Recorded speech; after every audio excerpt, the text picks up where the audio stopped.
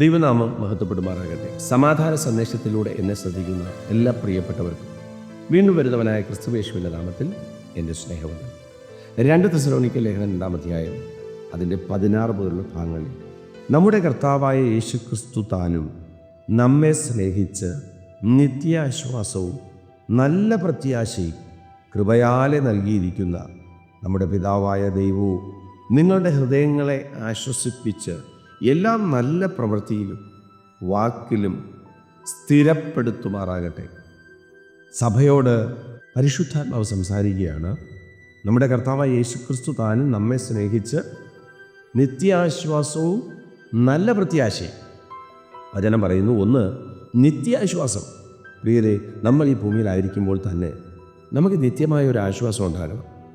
ആശ്വാസം നമ്മൾ വചനത്തെ മുറുകെ പിടിച്ചാൽ നമുക്ക് നിശ്ചയമായിട്ടും ആശ്വാസം ഉണ്ടാകും.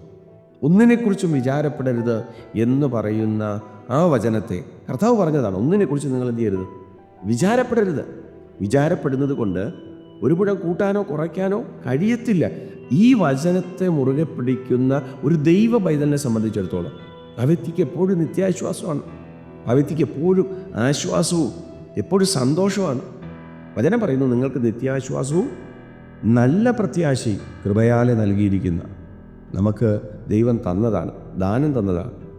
സമാധാനം ദൈവത്തിൻ്റെതാണ്, സ്വസ്ഥത ദൈവത്തിൻ്റെതാണ്, പ്രത്യാശ ദൈവത്തിൻ്റെതാണ്. ആ ദൈവം നമുക്ക് ദാനമായിട്ട് തന്നതാണ്.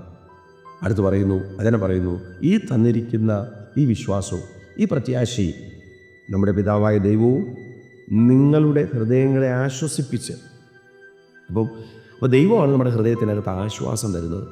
എന്നെ കേൾക്കുന്ന പ്രിയരെ, നമ്മുടെ ജീവിതത്തിൽ എന്തെങ്കിലുമൊക്കെ പ്രതിസന്ധി വന്നാൽ, ദൈവം അനുവദിച്ചിട്ട് വരുന്ന ചില പ്രയാസങ്ങളാകട്ടെ, ഇത് വരുമ്പോൾ നമ്മൾ ആശ്വാസത്തിന് വേണ്ടി മനുഷ്യരുടെ മുമ്പേ അല്ല പോകേണ്ടത്. ദാനിയേലിനെ കുറിച്ച് രേഖ എഴുതിയെന്ന് ദാനിയേൽ കേട്ടപ്പോൾ ഓടി രാജാവിൻ്റെ അടുക്കലല്ല പോയത്.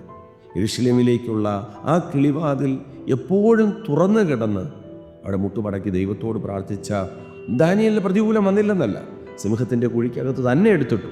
പക്ഷേ പ്രാർത്ഥന കേൾക്കുന്ന ഒരു ദൈവം ഉണ്ടെന്ന് തെളിയിക്കാൻ ദാനിയേലിൻ്റെ ജീവിതം കൊണ്ട് കഴിഞ്ഞു. ഈ സന്ദേശം കേൾക്കുമ്പോൾ കർത്താവ് പറയുകയാണ്, നിങ്ങളുടെ നല്ല പ്രവൃത്തിയെ ദൈവം സ്ഥിരപ്പെടുത്തും. എന്തുവാ നല്ല പ്രവൃത്തി? നമ്മുടെ അകത്ത് കിടക്കുന്ന പ്രത്യാശ, നമ്മൾ അറിഞ്ഞ സത്യം. അതേത് പ്രതിസന്ധി വന്നാലും മനുഷ്യരുടെ മുമ്പേ പോകാതെ ദൈവസന്നിധിയിൽ മുട്ടുമടക്കി കർത്താവിൽ നിന്ന് പ്രാപിച്ച് അതിനെ ഫേസ് ചെയ്ത് ആത്മാവിൽ സഞ്ചരിപ്പാൻ ദൈവം കൃപ ചെയ്യട്ടെ. വിശ്വസിക്കുക, പ്രാർത്ഥിക്കുക. ദൈവം വിശ്വസ്തൻ. God bless U.